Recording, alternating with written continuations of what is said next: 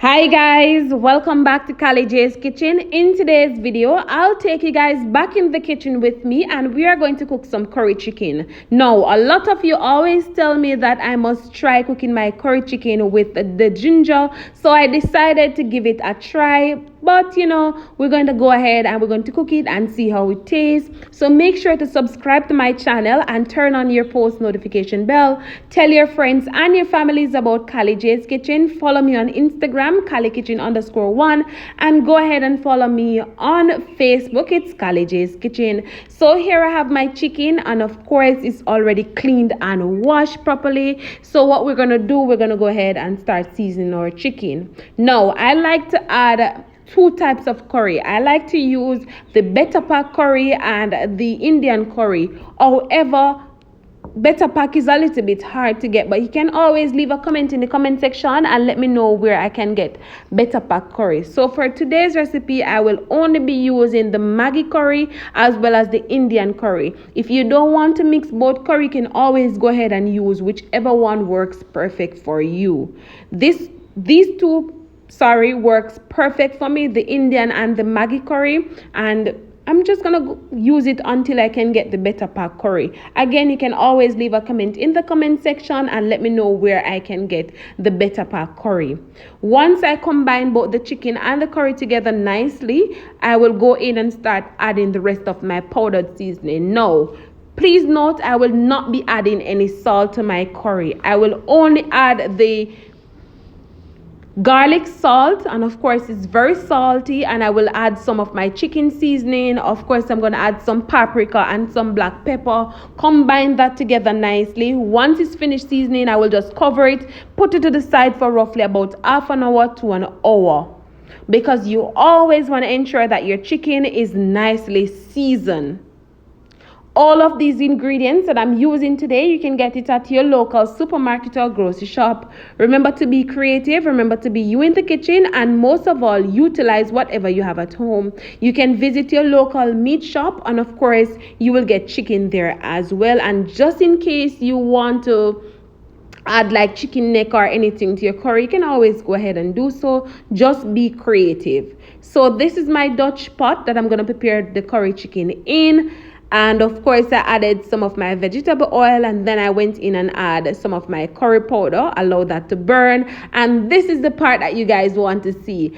Instead of adding the garlic and the Scotch bonnet pepper like I normally do, I'm going to go in and add a piece of ginger. No, you guys always tell me, listen, you must add ginger to your curry. I don't normally do it. I just add a piece of the garlic and the Scotch bonnet pepper, and it normally works perfect for me. So I decided to just give it a try, seeing that you guys are always telling me, even on Instagram, to try it with the ginger.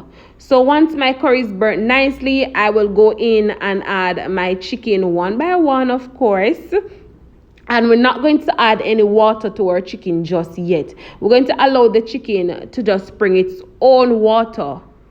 So once I'm finished adding the chicken to the pot, I will cover it and just leave it there on low to medium heat for roughly about 10 minutes, and then I will come back and show you guys what it looks like. Now we can always go ahead and have this amazing curry chicken with some roti like I did and some vegetable on the side, or you can have it with white rice and even some rice and peas, whatever you have at home. You just have to be creative. If you want to have it with dumpling, banana, yam, whatever, you can always go ahead and do so. You guys have to just utilize whatever you have at home and just work with what you have, like I said. All right. So after 10 minutes, this is what my chicken looks like. So we're just going to combine that together nicely, and then we're just going to cover it and allow it to cook down some more. I went ahead already chop up some onions, some scallions, some of my garlic, some Scotch bonnet pepper, and all of that goodness. Remember to go ahead and check the description box for all of the ingredients that I'm using. Like I said, I'm not going to add any water just yet. I'm going to allow the chicken to just bring its own water. And when it's almost finished cooking though, I'm going to tip a little bit of hot water to it. Alright guys, so this is it. As you can see, my chicken springs a lot of water. Like I said, I turn my stove on low to medium heat, not high heat. And of course, we just allow this to just simmer down nicely. Remember to always taste, just in case you want to add some more of that garlic salt or a small amount of the chicken seasoning or even some all-purpose seasoning. So now we're going to go in with our carrot and all of that goodness that I mentioned earlier, and a small amount of hot water, not cold water, hot water. And of course, combine that together nicely. And you don't want your carrots to be too soft and soggy. You want it to be crunchy and nice. So once it's finished cooking, I will come back and show you guys the final product. Stay tuned. Like I said, you can always go ahead and serve this up with anything that of your choice.